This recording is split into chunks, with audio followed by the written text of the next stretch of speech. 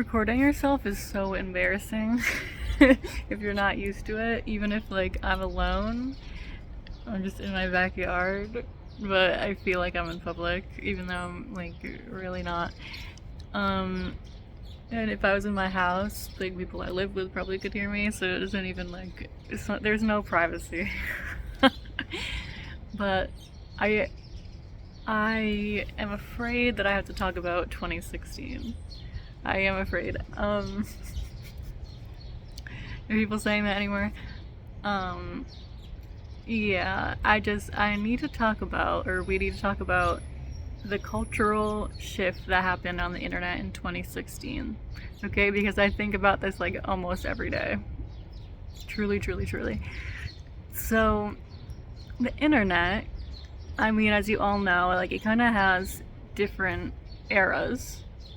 Well, maybe like you don't really think of it this way, but it kind of has different eras, right? The early internet was very niche. It was, you know, not it just in the sense that not that many people were really on it a lot, but like 90s, early 2000s, it was for niche interests. It's for finding people with a niche interest that you share, or like if you wanted something very specific for your niche hobby, you would order it online on the web. And then, you know, we had social media. And we had social media like mid 2000s, the rise of like YouTube and Facebook. And so these kind of just became places that people congregated. Because before that, you know, you'd go online with your friends and you would like, you'd show them some website, or people built their own websites, like way more. People do not do that anymore.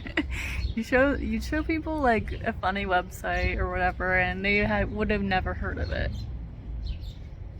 And then that became like the website that you guys would go on. Maybe, I'm coming up with a hypothetical. But, you know, and then we started slowly having these, you know, YouTube and other social media, MySpace, where people would gather, the town square. I forget who said that. Someone said that, I don't remember. Yeah, but it was still, the internet was still like pretty niche until like the mid 2010s. Well, probably the early 2010s with like Gangnam Style and stuff like that, like that really brought everyone online. And not everyone had access to the internet I'm going too in depth, but not yet. Not everyone had access to the internet at that point until like honestly pretty recently. But you know, in the early 2010s, there totally were, you know, internet famous people. And if you are on the internet, you would know the same people that other people that, what am I saying? If you were on the internet, you're talking to someone else on the internet, you would know the same people. You would kind of know the same videos, you'd kind of know the same people. And influencer wasn't really a thing. Like it was, and it was totally like made fun of like in pop culture, but it wasn't like a career choice. Like it was really seen as a joke. It's still a joke, but it wasn't seen as something serious. So, and if you told people in like 2008 that you made videos online, people probably would just assume that you made porn or something. So, yeah. And then, yeah, 2016 like really was the rise of the influencer. And I'm influenced right now by the Matt Bernstein video that he did about 2016 with Taylor Lorenz and Kat Tenbarge, because that just made me feel like so nostalgic, even though 2016 was a horrible year for me. It was pretty miserable. It was a weird year to be online because almost everyone was like just always posting how miserable they were. And you know, elephant in the room, political reasons, obviously, like, people felt very strongly. I'm sure, like, some people did have good years, but it was very much like on the internet, like 2016, this crazy year where like clowns are killing people, and like no one was like saying, "Oh, I'm having fun." I mean, maybe people were, but it was a weird year to be online, and damn, 2016.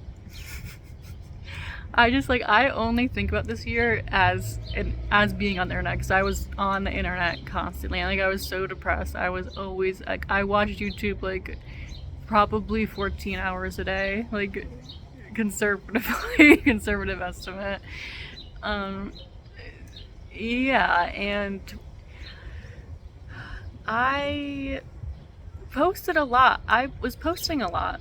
And you can kind of see in if you go on my YouTube, like, a lot of my uploads are from 2016.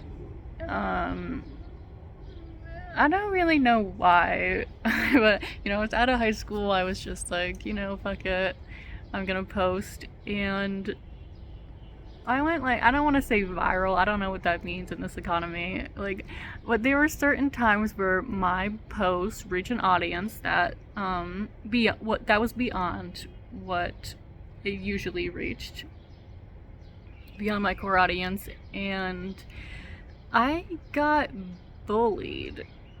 And it sounds so stupid, but like, I got so much like hate and death threats, and like people saying like homophobic and transphobic things to me, which is like, it really was the rise of transphobia too. I don't know, ask Epstein about it. I'm just kidding. There was like, that was the big thing though, like being transphobic. It still is, but that's really when that started. Just because of like fucking 4chan. It always goes back to 4chan, honestly, all the depraved things online. But it was like totally internet bullying existed before, but it became a like source of entertainment. Like, it was like Leafy is here and all these people that were like cringe compilation, oh so cringy, and they were largely bullying children. And some of them, and like Leafy is here, yeah, Leafy, he was a child. He was probably like 14 or something, but they were bullying children, and there was tons of adults bullying kids too. And it really just created this negative culture on the internet that didn't exist before. Right, like, yes, people always were bullied on the line.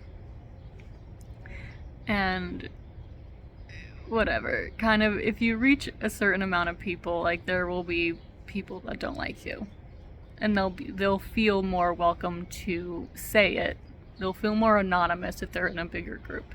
So yeah. Where was I going with this? The bullying.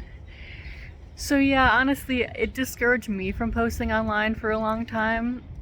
And it's a thing that the younger generation, people younger than me, like, they find it cringy to post online. And I really do think this is why it's like a cultural shift of making fun of people and feeling like you have the right to like take a video that has like 200 views and like blow it up and say this is cringy, like fuck this person. It's like, and people are like, well, you put it online, but it's like, okay, it's not inviting that, you know?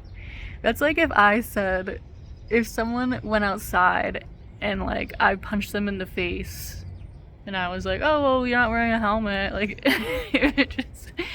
it's just stupid. It's like, we're not inviting these things, we really aren't. So don't be an asshole online, but I'm sure you already know that. But anyway, like, the kids find it cringe to post. They find it cringe. And it also is because, like, influencers are such a thing. Like, if you're posting online, they kind of view it as like you're trying to be an influencer, which is cringy. Like if you're not good at something, it's cringy to do it publicly. Like if you're not good at dancing, you're not a professional dancer, it's cringy to be dancing. You know what I mean? Like I'm trying to build a case now. I'm trying to build a metaphor. But yeah, I mean, if you're not good at something, if you're not popular, it's weird to be doing it. So I understand why they say that, because why they think that, I mean, because they don't equate posting online just to like being a casual thing. And they just don't post. They don't have, some of them do have Facebook, but they just don't ever post. And they'll have like Instagram. I think a lot of young people are on Instagram, but they don't post, and I find them in comment sections of like, I was 10 when this came out, and it's like something that came out last year or whatever. You know, I'm exaggerating, but, and I don't know if anyone watching is young, but I feel like you might agree or disagree, but this is just what I've found, is that it's like this everything's cringe, there's very few places like just to be yourself on the internet without being like severely bullied. No, I think the tides are changing now. The tides are changing with TikTok, because TikTok it made everything niche again. But also it's different because things can go so wildly viral. And at the same time, if something's wildly viral and it seems wildly viral in your sphere, you like the person next to you, like in real life, has no idea what this thing is you're talking about. It's like in your mind, everyone is talking about it, and they're like, what do you even mean? Even if you're talking to someone that's like very online, like everything is like very niche, which is good and bad, I guess. Like it's good that we can find people to relate to, but like not everyone needs a platform, one. And two, like I don't know, it just makes everyone even more individual, like this individualism, which is a huge problem in this world, because like I don't know, it's every noodle for himself out here, and it really shouldn't be. Truly should not be.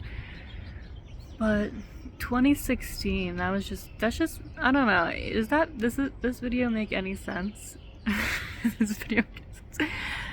It's just like the culture, the cringe culture, it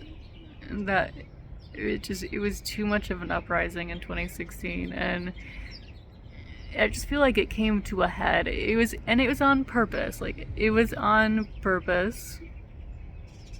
It was planned. I don't want to sound like a conspiracy theorist, but it was planned. Like things were planted for people to have conspiracies about. I have conspiracies about conspiracies.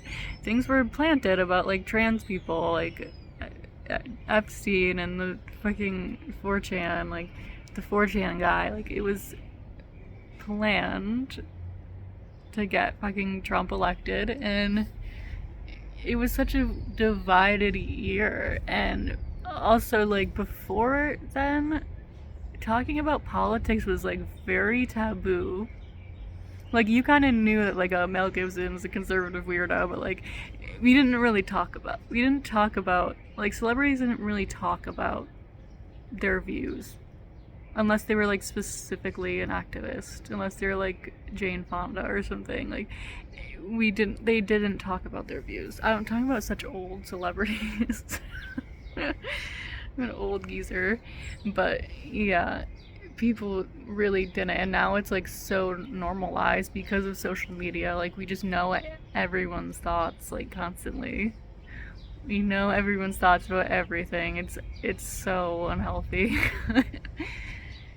But those are my thoughts about everything.